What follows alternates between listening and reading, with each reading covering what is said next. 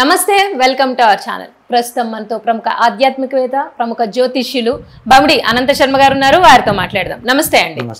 అనంత శర్మ గారు, మార్చి 30వ తారీఖు ఉగాది రోజు షష్టగ్రహ కూటమి కూడా వస్తుంది. అది మీనరాశిలోకి వస్తుంది. అసలు మీనరాశిలో షష్టగ్రహ కూటమి ఏ ఏ రాశుల మీద ఎటువంటి ప్రభావం చూపిస్తుంది, అలాగే ఏ ఏ రాశుల వారు ఎటువంటి పరిహారాలు పాటించాలి అనేది కూడా ఒకసారి. నువ్వు అడిగినది సాంప్రదాయమైన ప్రశ్న. మార్చి 30వ తారీఖు ఉగాది పండుగ నాడే మీనరాశిలో షష్టగ్రహ కూటం ప్రవేశిస్తుంది. మీనంలోనే 6 గ్రహాలు పడ్డాయి. ఏమా 6 గ్రహాలు ప్రభావం ఏ ఏ రాశి వాళ్ళకి ఏ ఇబ్బందులు వస్తాయి, ఏ రాశి వాళ్ళకి బాగుంటుందయ్యా అంటే ఇక్కడ చెప్పగలిగింది ఆ ప్రభావం చాలా కష్టతరంగా ఉంది. ఈ షష్టగ్రహ కూటం ఈ షష్టగ్రహ కూటం మార్చి 30 ఉగాది నుంచి 2026 ఉగాది పండగ దాకా 1 ఇయర్ కంటిన్యూగా ఉంది మీనరాశికి.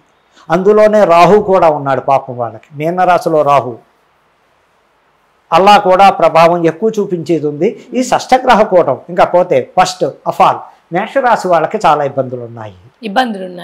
మేషరాశికి ఇబ్బందులు, వృషభ రాశికి ఇబ్బందులు ఏమా. అలాగే వృషభం, మిథున రాశికి టాపు బాగుంటుంది. మిథున రాశి వాళ్ళకి చాలా టాపుగా ఉంది అది. అలాగే కర్కాటక రాశికి స్వల్పం మిశ్రమ ఫలితాలు. సింహరాశికి టాపు. అలాగే పోతే కన్యా రాశికి మిశ్రమ ఫలితాలు. మా తులారాశికి టాపు.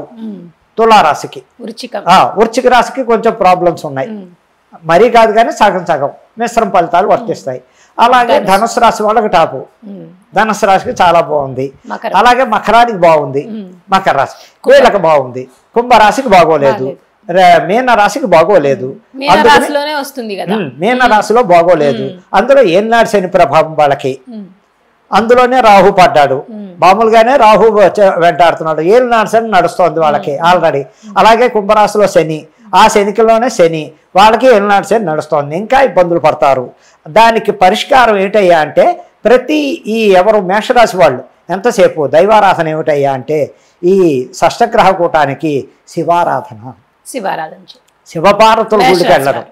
ఏ రాశి అయినా సరే శివారాధన. ఇంకా వృషభ రాశి వాళ్ళు లక్ష్మీదేవిని బాగా పట్టుకోవాలి.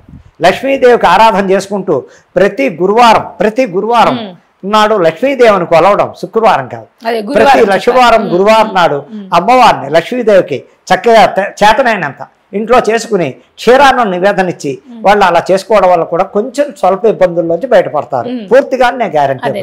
అలాగే ఇంకా మిథున రాశి ఏం చేసినా చేయకపోయినా వాళ్ళకి దైవబలం వల్ల వాళ్ళు చక్కగా ఉంటారు. చెయ్యొద్దని కాదు, దైవానికి చేసుకోవాలి. చేసిన వాడు ఎక్కువ గణపతికి చేయాలి. గణపతికి చేసుకోవడం వల్ల చక్కగా వాళ్ళు ఉత్తమమైన ఫలితాలు ఇస్తూ ఉంటాయి. అలాగే ఇకపోతే కర్కాటక రాశి వాళ్ళకి ఎలా ఉందయ్యా అంటే ఎక్కువ చంద్రుడు అయినా వాళ్ళు కూడా ఈ కర్కాటక రాశి బుధుడిని కొలవాలి, ఈశ్వరుడిని కొలవాలి. తండ్రి కొడుకులు ఇద్దరిని కొలుచుకుని కాస్త సరైన నివేదన చేసుకుంటూ చంద్రుడికి ఎంతసేపు ప్రతి వారం ఓపుకుంటే బియ్యం దానం ఇవ్వడమే. ఓన్లీ బియ్యం, తెల్లని బట్టలు, ఓన్లీ బియ్యం ఒకటి, అందులో తగిన దక్షిణ ఇచ్చి అలా చేసుకోవడం వల్ల వీళ్ళకు కూడా ఆ చంద్రుడు, ఆ శివుడు వీళ్ళకి మంచి ఫలితాలు ఇస్తాడని చెప్పడానికి ఉంది. అలాగే సింహరాశి వాళ్ళకి ఏం పర్వాలేదు. ఇలాగే వీళ్ళు కూడా చేసుకుంటే మంచిదే. ఎలాగే అంటే వీళ్ళు ఆదివారం అప్పుడు గోధుమలు దానం ఇచ్చుకుంటే మంచిది. అలాగే కేతు అధిపతి కాబట్టి మఖా నక్షత్రం వాళ్ళ కేతు అధిపతి. వాళ్ళు ఉలవలు కూడా దానం చేసుకుంటే మంగళవారం వీళ్ళకి ఇంకా స్పీడ్, ఇంకా ఫలితాలు, ఉత్తమమైన ఫలితాలు వస్తాయని చెప్పడానికి ఆస్కారం. ఇంకా అలాగే పుబ్బా నక్షత్రం సింహరాశి వాళ్ళకి సూర్య భగవానుడు అధిపతి, వాళ్ళు గోధుమలు దానం ఇవ్వచ్చు. ఇలాగే శుక్రుడు అధిపతి లక్ష్మీదేవి, వాళ్ళు కూడా లక్ష్మీదేవిని ఎంత కొలిస్తే ఆ లక్ష్మీదేవికి చక్కటి చామంతి పువ్వులతో, తామర పువ్వులతో, ఆవిడకి తామర పువ్వులు అంటే చక్కగా ఇష్టం. ఆ తామర పువ్వులతో ఒకసారి ఎప్పుడైనా లక్ష్మీ గణపతి హోమానికి 108 తామర పువ్వులతో అభిషేకం హోమం చేయించుకోవడం వల్ల కూడా లక్ష్మీ కటాక్షం పొందడం, ఆయురారోగ్యాలతో ఉండడం. అలాగే ఉత్తరా నక్షత్రం సింహరాశి వాళ్ళు కూడా చక్కగా బాగుంది. మళ్ళీ కన్యరాశి దగ్గరకు వస్తున్నా కొంచెం ఫలితాలు మిశ్రమ ఫలితాలు వచ్చాయి. వాళ్ళు ఎంతసేపు వినాయకుడిని కొలుచుకోవడం వల్ల సంవత్సరం పొడికి వినాయకుడిని ఆరాధన. ప్రతి బుధవారం వినాయకుడి గుడికి వెళ్ళడం, ఇంత బెల్లం మొక్క ఇంత గరికి చక్కగా అక్కడ పట్టుకెళ్ళడం, అయ్యగారికి పల్లెలో పెట్టి అయ్యగారు నా పేరు నర్చనే నామగోత్రాలతో అర్చన చేసి ఆయనకి అక్కడ సమర్పించండి మీ చేత్తో అంటే కూడా వాళ్ళకు కూడా కొంచెం ఆ వినాయకుడు బలం పెరిగి ఆయురారోగ్యాలతో ఉంటూ పనుల్లో ఆటంకాలు రాకుండా చూస్తాడని చెప్పడానికి ఆస్కారం ఉంది. ఇంకా ఇది తులారాశి. తులారాశికి అన్ని విధాల దైవ బలమే వాళ్ళకు ఉన్నదే ఇప్పుడు దైవ బలం. ఆ దైవ బలం వల్ల వాళ్ళకి ఎటువంటి ఇబ్బందులు లేవు, చక్కగా ఉంటారు, హ్యాపీగా. ఎక్కడైనా స్టక్ అయిపోయినా కూడా కదులుతూ ఉంటాయి. ఉద్యోగాల్లో ఏదైనా ఇబ్బందులు ఉంటాయి, ప్రమోషన్ రావడానికి, పేరు ప్రతిష్టలు రావడానికి తులారాశి వాళ్ళకి అన్ని విధాలా ఏ రకంగా చూసినా చాలా బాగుంది. అలాగే వృశ్చిక రాశికి ఎందుకు బాగోలేదు అంటే అప్పటి వరకు వీళ్ళకి కొంచెం ఇబ్బందులు ఉన్నాయి. వృశ్చిక రాశికి కూడా కొంచెం ఈ రకంగా అష్టమ శని దోషం ఉంది. ఉగాది అయిపోతుంది, అయినప్పటికీ కొంచెం వృశ్చిక రాశి వాళ్ళు కూడా తగిన జాగ్రత్తలు తీసుకోవాలి. వాళ్ళు ఎవరయ్యా అంటే సుబ్రహ్మణ్యేశ్వరుని కొలవాలి. సుబ్రహ్మణ్యేశ్వరుని కూడా వాళ్ళ చక్కటి ఫలితాలు ఇస్తాడు. శనేశ్వరుడు నేను వెంకటేశ్వర స్వామిని కూడా కొలవచ్చు. ఎక్కువ సుబ్రహ్మణ్యేశ్వరుని కొలవాలి. సుబ్రహ్మణ్యేశ్వరుడు గుడికి వెళ్ళడం, మంగళవారం పాలు ప్యాకెట్ పట్టుకెళ్ళడం, ఆ సర్పాలు పోస్తూ ఉంటే కూడా వాళ్ళకి ఆ సుబ్రహ్మణ్యేశ్వరుడు కొంచెం గ్రహ బాధను కంట్రోల్ చేసి ఆయుష్ను పెంచుతాడని చెప్పడానికి అనేక రకాల ఉపయోగాలు ఉన్నాయి. ఇకపోతే ధనుస్సు రాశి. ధనుస్సు రాశి వాళ్ళకి చాలా టాపు. అయినప్పటికీ వాళ్ళు ఎవరిని కొలవాలి అంటే ప్రతి గురువారం మేధా దక్షిణామూర్తిని, మేధా దక్షిణామూర్తి గుడికి వెళ్ళడం.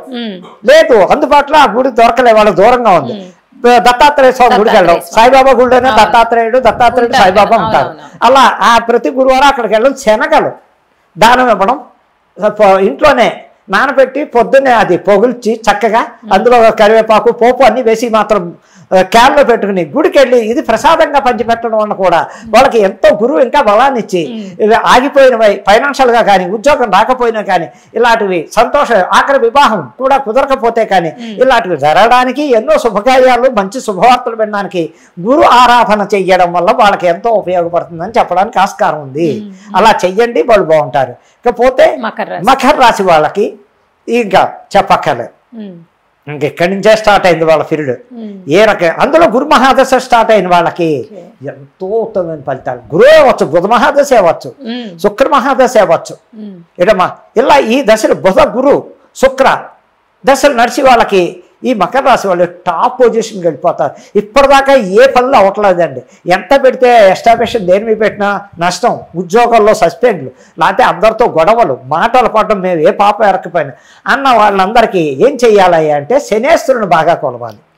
ప్రతి శనివారం ఆంజనేయ స్వామి గుడికి వెళ్ళడం, హనుమంతుడు దండం పెట్టుకోవడం,